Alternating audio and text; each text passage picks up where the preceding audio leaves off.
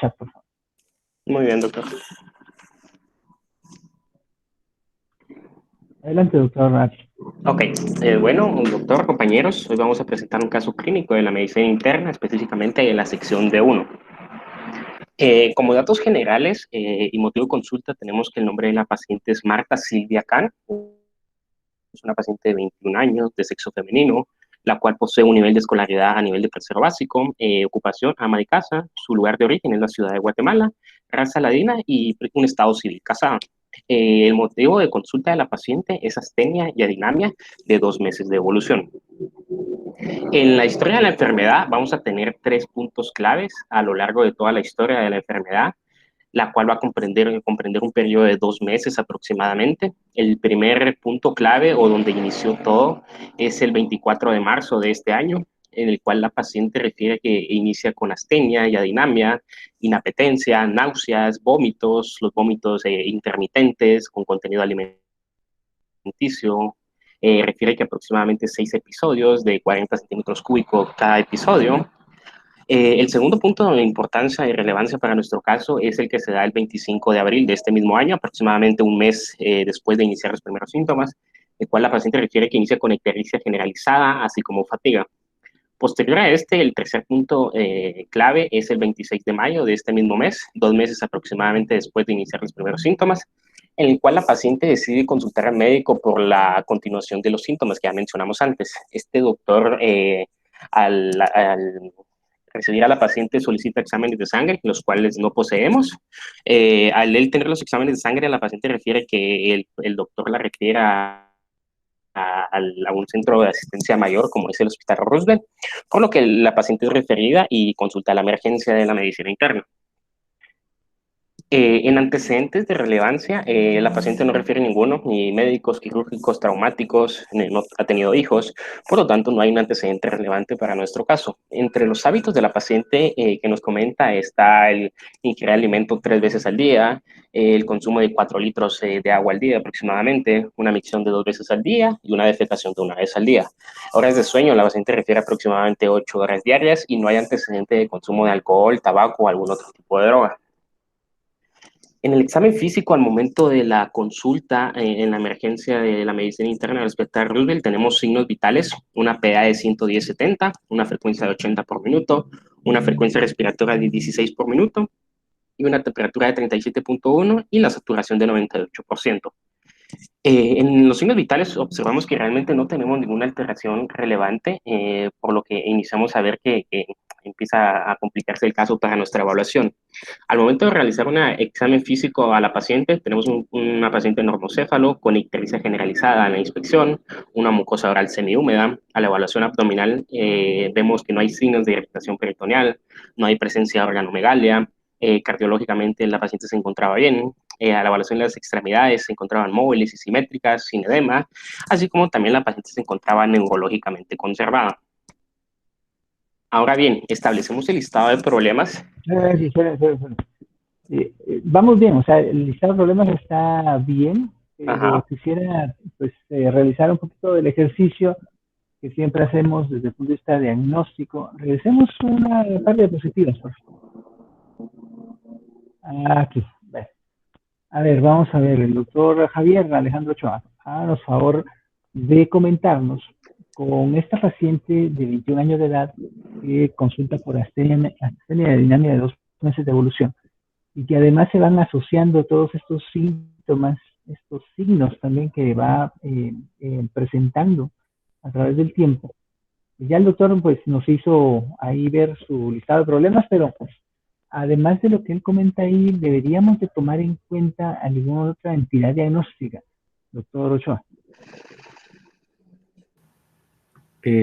Como clínica, dice usted.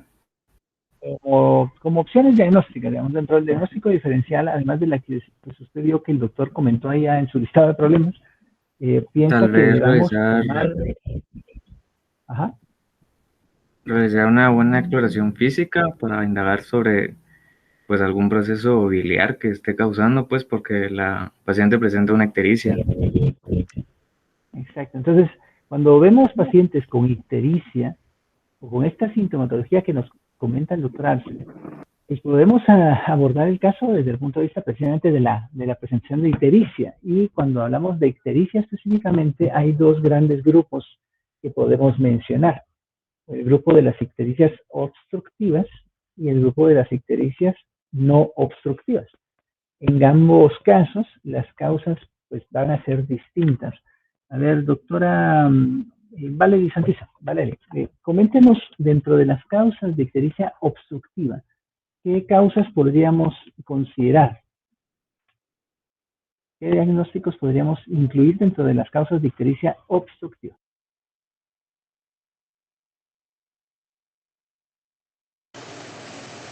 Tal vez, doctor, puede ser que tal vez esté la vía biliar obstruida, ya sea por un cálculo en la vía biliar.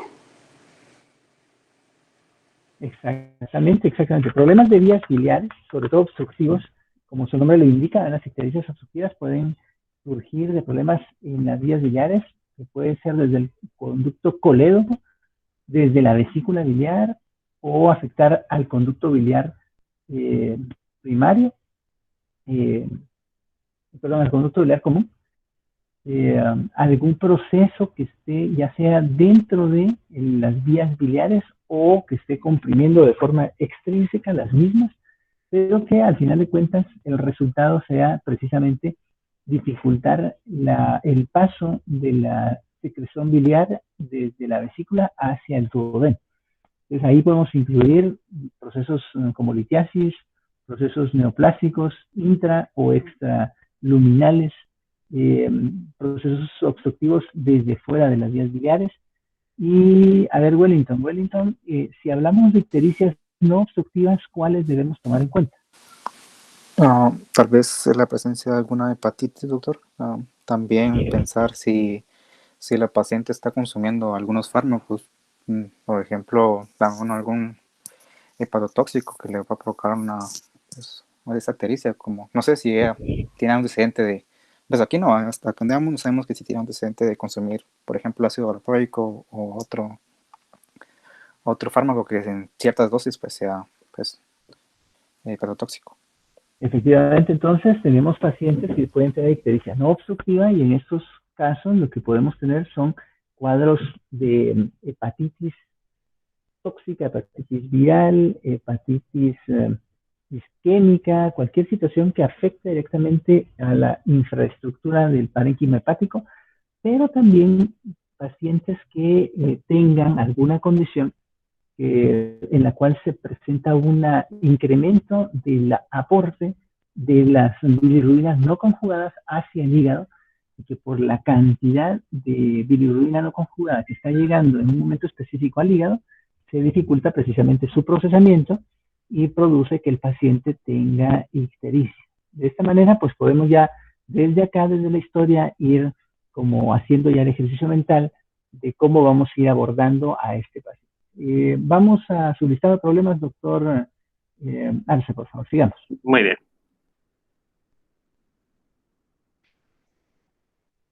Ok, entonces en el listado de problemas colocamos 3. El primero es una anemia hemolítica autoinmune, el segundo es una inestabilidad hemodinámica y el tercero es la ictericia. Ahora, doctor Arce, esto sí es pregunta para usted directamente. Sí, doctor. ¿Por qué colocó acá? No es que yo lo esté cuestionando y esté diciendo que no, o sea, no quiero que lo interprete de esa forma, pero Okay. lo que quisiera es que usted defienda acá por qué considera como primera posibilidad diagnóstica la anemia hemolítica autoinmune. Cuéntenos. Ok, bueno, doctor. Primero que nada, este listado de problemas ya fue tomado de la papeleta. Sin embargo, yo traté de investigar sobre el tema para determinar por qué el juicio clínico de los doctores se orientó directamente hacia una anemia hemolítica autoinmune. Y según la investigación, se establece que para establecer como primer problema de una anemia hemolítica autoinmune debe hacerse de manera precisa. La paciente no tenía ningún tipo de dolor, no tenía ninguna otra afección aparte de la astenia de dinamia, así como la ictericia.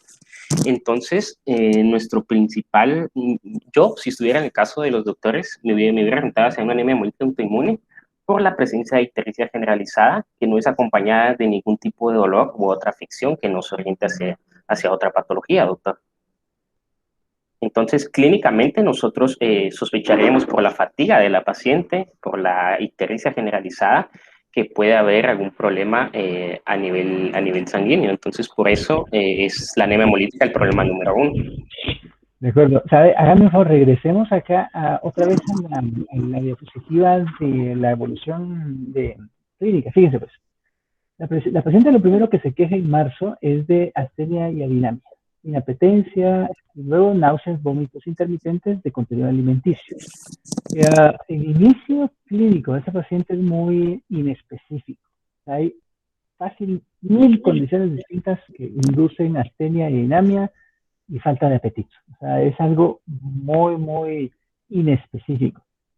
Luego ya en abril se asocia a la presentación clínica ictericia, pero si vamos sumando, tal vez aquí con los vómitos de contenido alimenticio, de repente yo pensaría tal vez si tiene efectivamente un proceso de hepatitis que está induciendo esta sintomatología y ahora está ictérica, pero los pacientes con hepatitis, esa ictérica no dura tanto tiempo, pero supongamos que todavía podemos considerarlo.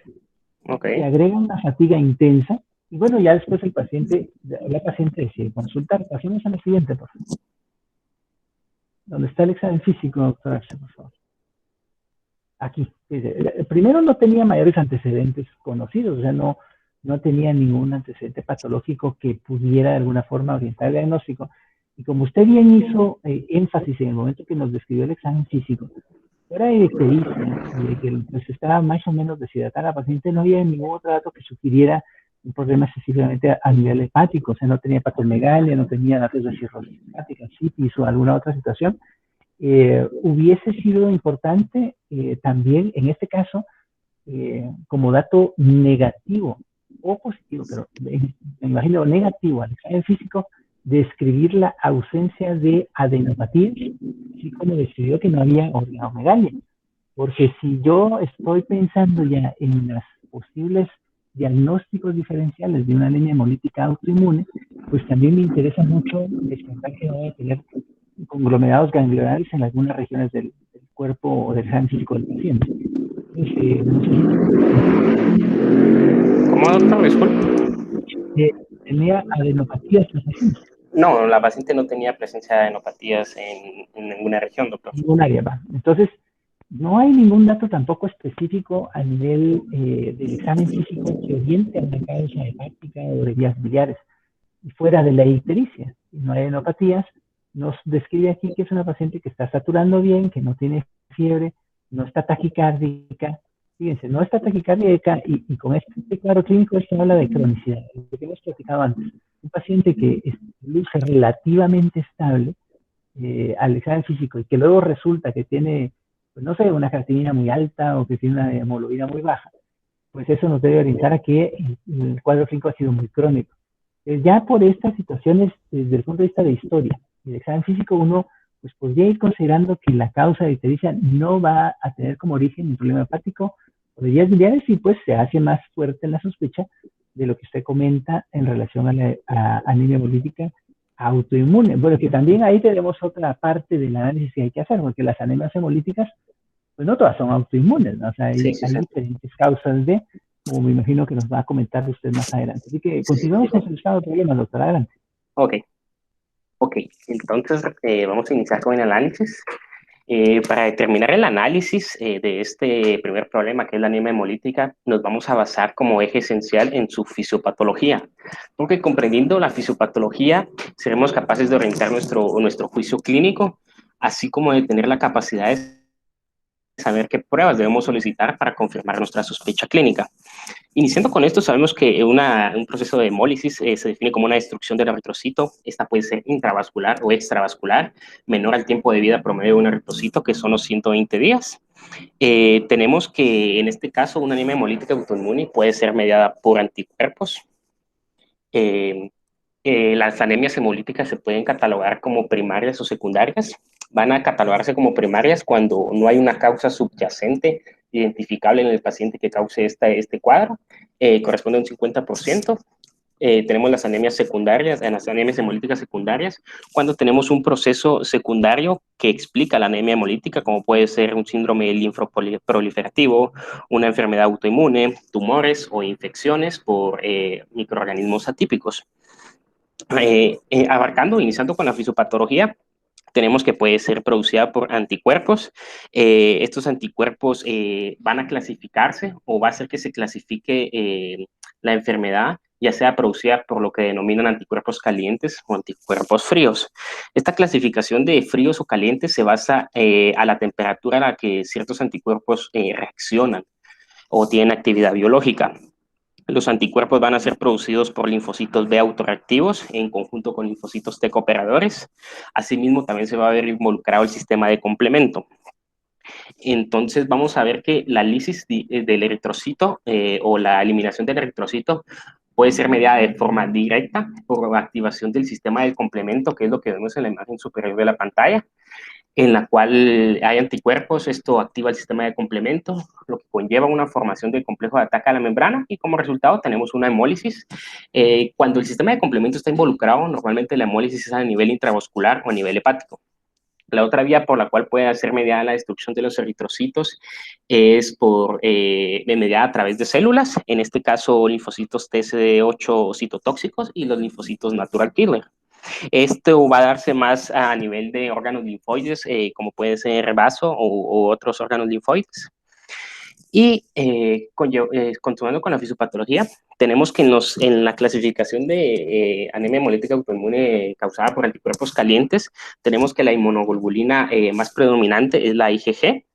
Esto es específicamente el subtipo IgG1, perdón.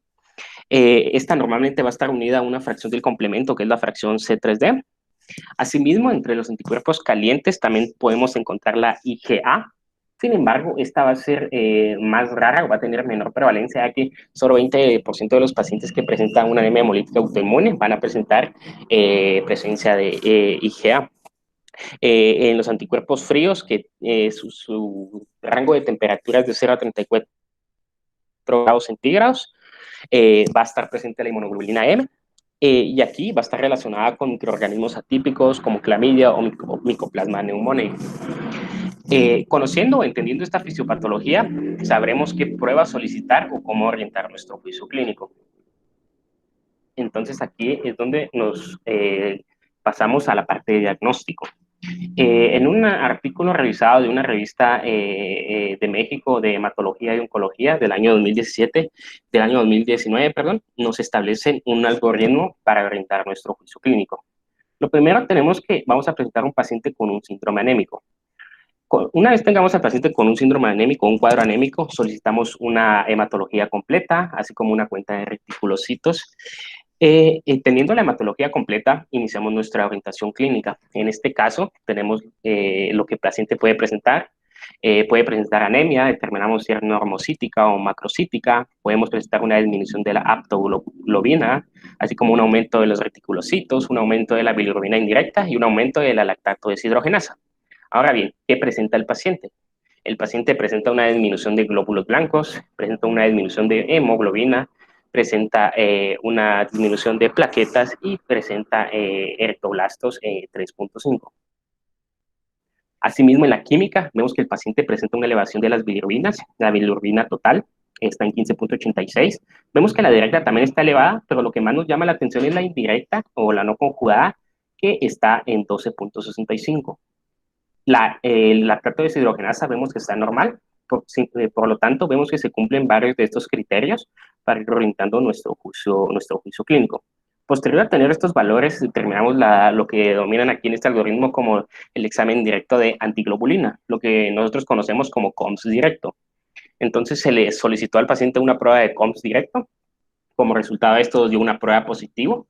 Por lo tanto, al tener esta prueba, ya tenemos evidencia de anticuerpos dirigidos contra células sanguíneas, en este caso eritrocitos. Por lo tanto, vamos orientando nuestro algoritmo.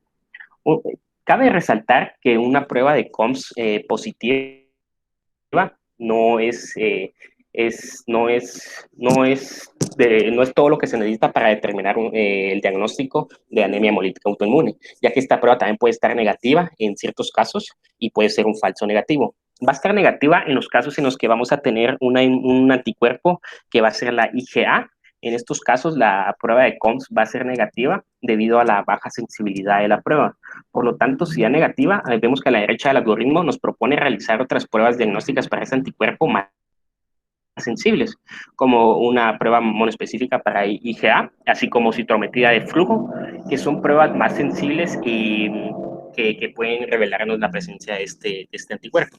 Sin embargo, en este caso vemos que tuvimos positivo, entonces aquí ya tenemos presencia de anticuerpos contra eritrocitos. Ahora bien, determinamos si son anticuerpos fríos o calientes. ¿Cuál será la diferencia entre si son fríos o calientes? La diferencia va a radicar en su causa subyacente, ya que vemos que si son calientes, pues como ya habíamos mencionado, podemos pensar en enfermedades inmunoproliferativas, trastornos autoinmunes, o así como tumores. Y si son fríos, podemos presentar en infecciones virales y bacterianas, que ya mencionamos. Entonces, en las pruebas especiales, vemos que tenemos ciertas pruebas que se solicitó la unidad de reumatología ya cuando la paciente estaba ingresada, que serán de importancia más adelante. Entonces, no sé si viendo estas pruebas, algún compañero piensa a qué se orienta nuestra causa subyacente de la paciente. No sé si alguien quiere opinar sobre qué piensa teniendo estas pruebas o estos valores de pruebas positivos. Yo quiero que la doctora Nora Melissa Carolina Rivas nos haga favor de comentarnos qué opina luego de la explicación tan completa que la doctora se ha hecho de cómo se hace el abordaje diagnóstico y con la presentación de los resultados que él nos comenta por acá. Adelante, doctora Rivas.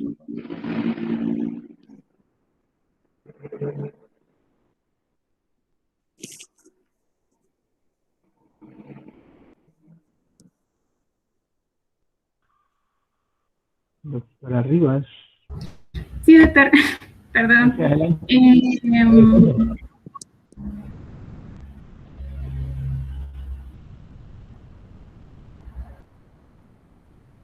Dice, el algoritmo que él nos presenta acá está muy bien, muy ordenado, muy concreto, pero a la vez muy completo, sobre cómo ir abordando el diagnóstico. Primero, dice aquí siendo anémico, la paciente sí tiene anemia. Claro, decíamos al principio de la discusión del caso de hoy que la paciente presentaba síntomas muy inespecíficos de astenia dinamia, y luego empezó con ictericia. Entonces, pues ya uno va sospechando que tiene anemia, efectivamente la tiene 6.5 gramos de hemoglobina, y entonces, pues de plano tiene anemia. Y dentro de lo que denominamos síndrome anémico, vamos a incluir todos los síntomas derivados de la anemia: palidez, agitación, de repente un poco de dificultad respiratoria, taquicardia, palpitaciones, mal llenado capilar,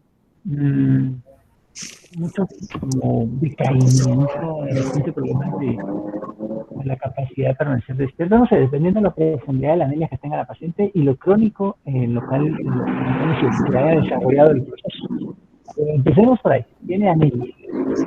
Luego, aquí, evaluar el frecuencia de reticulocitos. Continúe de ahí en adelante.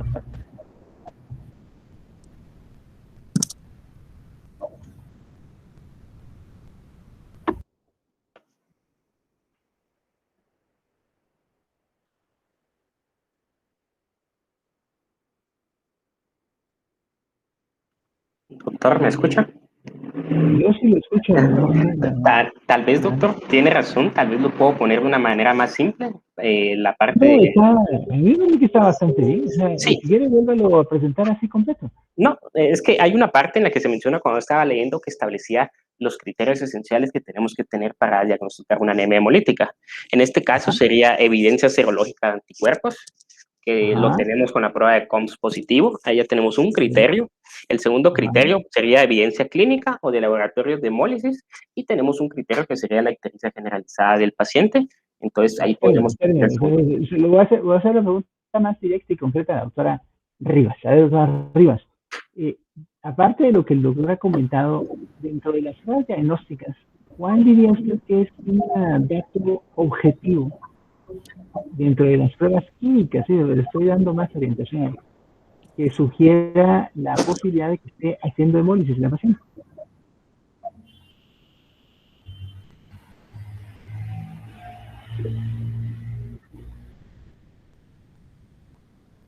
Tal vez pensaría en el aumento de bilirrubina total, Ese es, pero más seguramente es total dentro de bien la... indirecto. Exactamente. Entonces, fíjense, pues, si ustedes tienen un paciente con ictericia y la ictericia está dada principalmente por bilirrubina directa, ustedes pueden llamarle a esa hiperbilirrubinemia una hiperbilirrubinemia o ictericia obstructiva, con un patrón obstructivo. Sin embargo, si está dada principalmente por la elevación de la bilirrubina indirecta, ustedes deben de buscar causas no obstructivas. Y dentro de las más frecuentes causas no obstructivas de ictericia es precisamente la hemólisis, la que puede presentarse en estos casos. Ahora, lo que vamos a hacer a continuación es establecer si la hemólisis, o sea, la anemia hemolítica de este paciente es autoinmune o es de otros orígenes, porque puede ser inducida por medicamentos, puede ser una anemia hemolítica microangiopática, puede ser por un montón de factores. A ver, continúa, doctor Arce, por favor. Ok, entonces sí, el doctor, como dice, puede ser inducida por medicamentos. Hay casos en los que el consumo de drogas puede ocasionar una anemia hemolítica, sin embargo, ya sabemos que la paciente no tiene antecedente. También en la bibliografía se comenta que la administración de altas dosis de penicilina puede causar una anemia hemolítica, con lo cual no tenemos antecedente, así como otros fármacos, como puede ser ceftriaxona, pipericilina, también pueden o están catalogados que pueden causar una anemia hemolítica. Ahora, ¿qué otra cosa nos haría pensar que es una anemia hemolítica autoinmune? Sería la elevación de la LDH, la bibliografía la comenta como una parte esencial en el diagnóstico, sin embargo, vemos que la paciente lo tiene normal y el momento que yo revisé la papelería, hasta a mí me extrañó, le soy honesto, doctor. Entonces, lo que sigue después de esto, como ya mencionamos, es determinar si tenemos una anemia hemolítica autoinmune primaria o secundaria. Entonces, coloqué estos laboratorios especiales que puse aquí para diagnosticar. Con esto determinamos si es secundaria o primaria. En este caso va a ser secundaria, ya que este anti-DNA ELISA que tenemos, el C3, el C4, la anticardiolipina, la anti-beta-glicoproteína, son pruebas reumatológicas que se utilizan para determinar la presencia de lupus eritematoso sistémico. Están catalogadas entre los criterios inmunológicos que tenemos para hacer el diagnóstico de lupus. En este caso vemos que uno de los criterios es que esté elevado el anti-DNA ELISA, en este caso está elevado. Otro de los criterios es que haya disminución de los complementos C3 y C4, en el cual estos dos están disminuidos. Tenemos presencia de anticuerpos antifosfolípidos, como es la cardiolipina y la glicoproteína, los cuales los dos están aumentados. Y sabemos que para hacer el diagnóstico de lupus tenemos que los criterios clínicos e inmunológicos y debemos cumplir 4 y al menos debe ser uno clínico y uno inmunológico.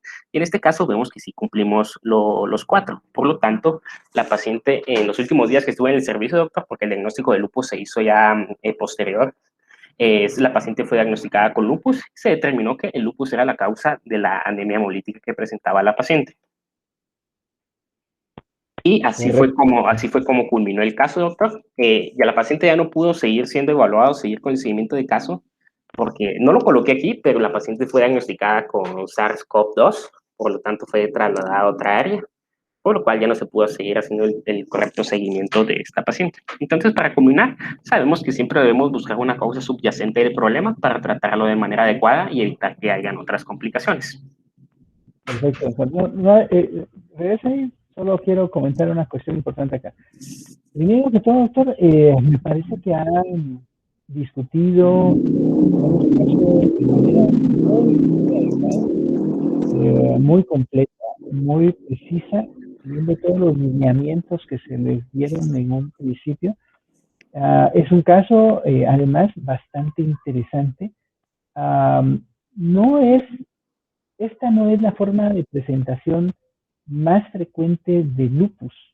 Sin embargo, es una situación que sí hay que considerar. De hecho, la mayoría de los pacientes que ingresan con anemia hemolítica al hospital Roosevelt no tienen lupus o resultan no teniendo ninguna evidencia de enfermedad autoinmune, por lo menos no en ese momento. Sin embargo, algunos pacientes sí tienen datos de anemia hemolítica autoinmune y son tratados de esa forma. Posteriormente, ya en el seguimiento, también algunos pacientes van desarrollando gradualmente más criterios para diagnosticar lupus y pues ya en su seguimiento posterior se les sigue su tratamiento de esa manera. Acá, interesantemente, pues se presenta con un cuadro bastante característico de anemia. Se demuestra la presencia de hemólisis. Todos los datos clínicos y serológicos indican que se está hemolizando. Pero lo más interesante del caso es que presenta precisamente positividad para algunos anticuerpos que no son solo bastante sensibles, sino relativamente específicos para lupus y sobre todo para lupus con un riesgo aumentado de tener nefropatía lúpica. La elevación del anticuerpo DNA de doble cadena es un marcador de riesgo importante para que estos pacientes puedan desarrollar nefropatía lúpica. Así que es una situación muy importante tomar en cuenta. Y asimismo, la positividad o elevación de la beta-2 glicoproteína es un marcador, así como la anticardiolipina, es un marcador del riesgo o posibilidad de que la paciente pueda desarrollar como complicación un proceso de síndrome antifosfolípido, en este caso también secundario al lupus eritematoso sistémico. Así como hizo anemia hemolítica autoinmune, también puede ser que esté en un riesgo mayor de desarrollar como complicación un síndrome antifosfolípido secundario a enfermedad autoinmune. Así que pues, bastante interesante el caso por su forma de presentación. Y vamos a la conclusión, doctor Arce, por favor. Okay. Solo, doctor, antes de pasar a la conclusión, yo realmente quería consultarle esto. ¿Es normal que la paciente presente un valor normal de lactato deshidrogenasa? No es habitual, pero esto precisamente, la mayor elevación de la deshidrogenasa láctica puede ir más relacionada con una anemia hemolítica autoinmune, no relacionada a ninguna otra enfermedad inmunológica, es decir, una anemia hemolítica autoinmune primaria. Cuando hay una relativa normalidad de la lactato deshidrogenasa, generalmente la hemólisis se debe a un proceso, es una causa secundaria de la misma. No siempre se da de esa forma y también de alguna forma habla de cronicidad del proceso. Okay. Pero uno esperaría tener una lactato deshidrogenasa más alta en pacientes con anemia hemolítica autoinmune que en pacientes anemia hemolítica secundaria. Ok, muy bien. Entonces, pasando a las conclusiones, tenemos que el conocimiento de las causas de la anemia hemolítica nos permitirá tener una comprensión clara de su clasificación, aquí, así como determinar de manera decisiva la acción terapéutica que nosotros tomaremos.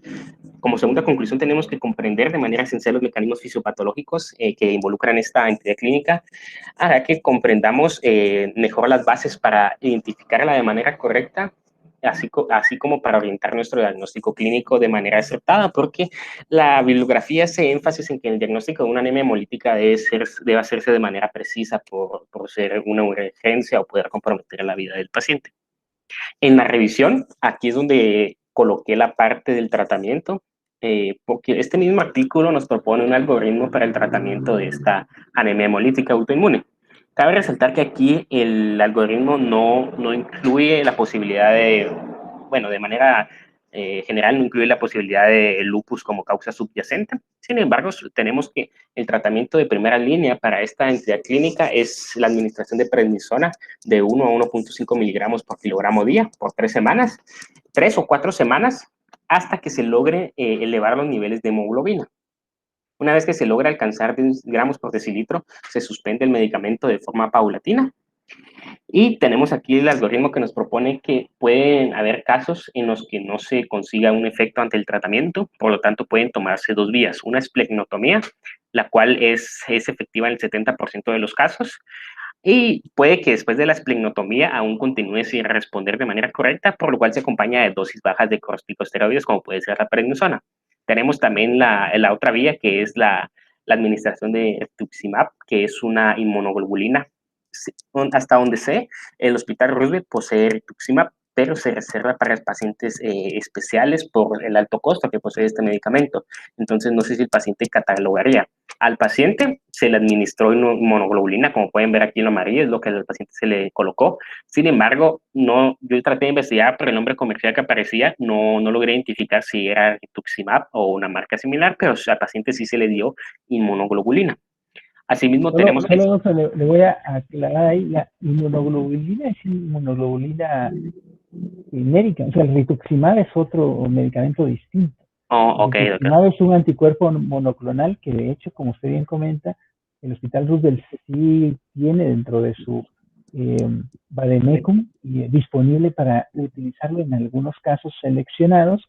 Se usa, por ejemplo, en pacientes de la unidad de reumatología que tienen lupus y que no responden de forma correcta al esquema inicial de tratamiento, en pacientes con problemas de tipo inmunológico a nivel oftalmológico, también se ha utilizado en pacientes que están en la unidad de hemato-oncología, también lo utilizan en algunos casos. Y de hecho, el criterio es básicamente si el paciente no responde de forma adecuada al tratamiento de primera línea que se utiliza en estos casos al inicio. Entonces, en esos casos ya se considera utilizar rituximab, pero como también usted menciona, el costo promedio mensual de ese medicamento a precio de hospital público es más o menos de unos 20,000 quetzales al mes.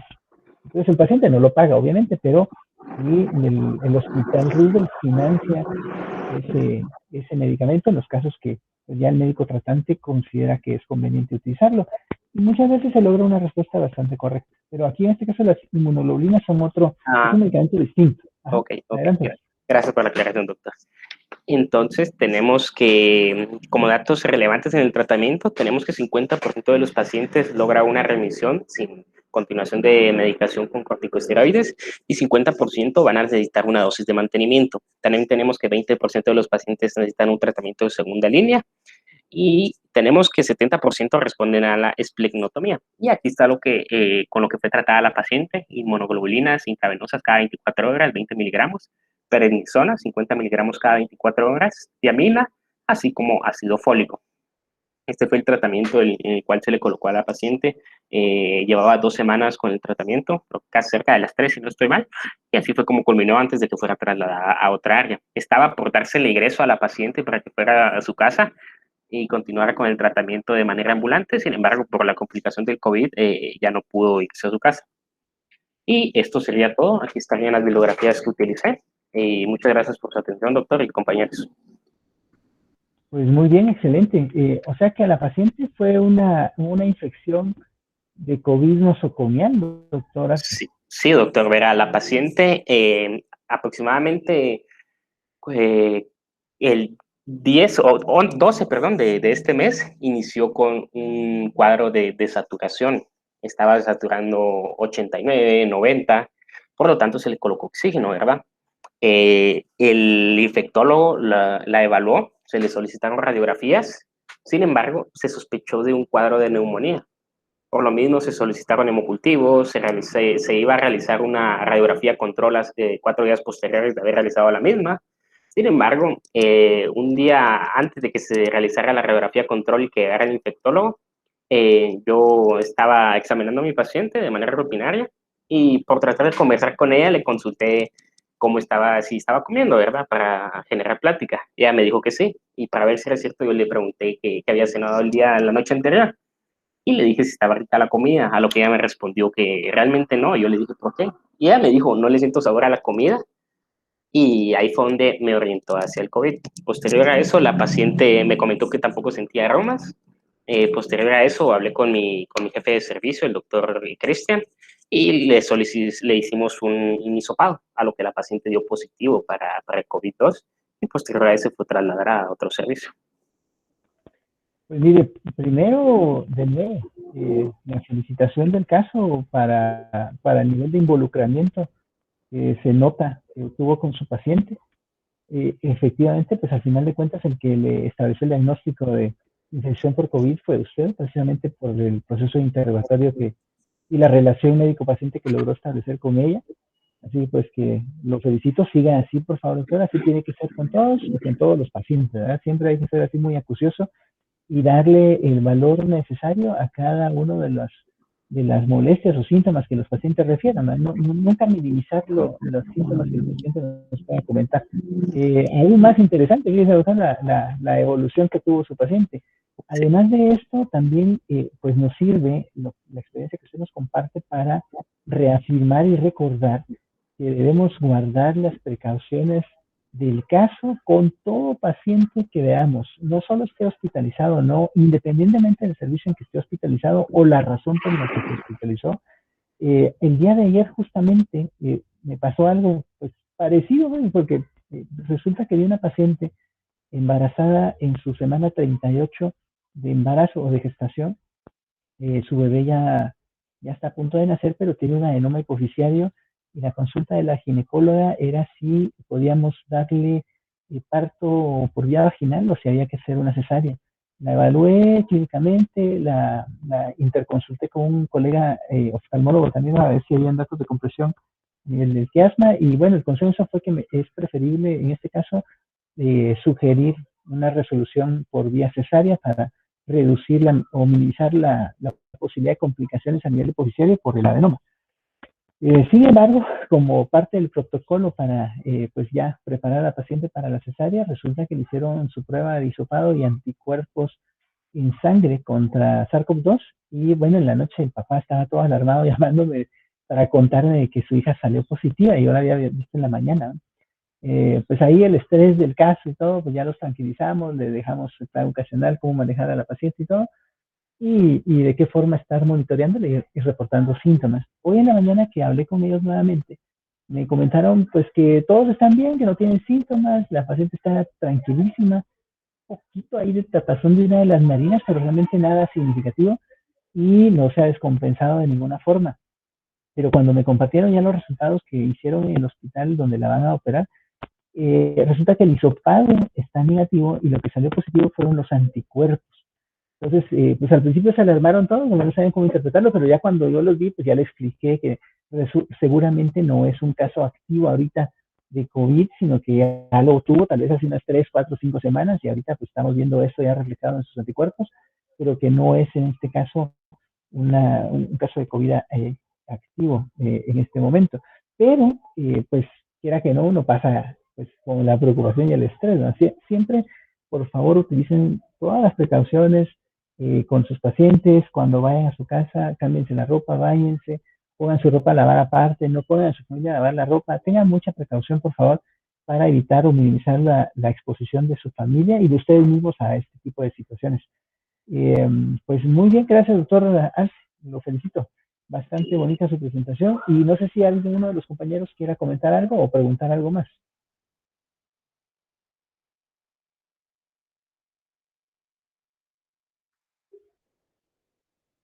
Doctor Wellington, ¿no tiene dudas hoy? Todo está claro. Doctora Santizo.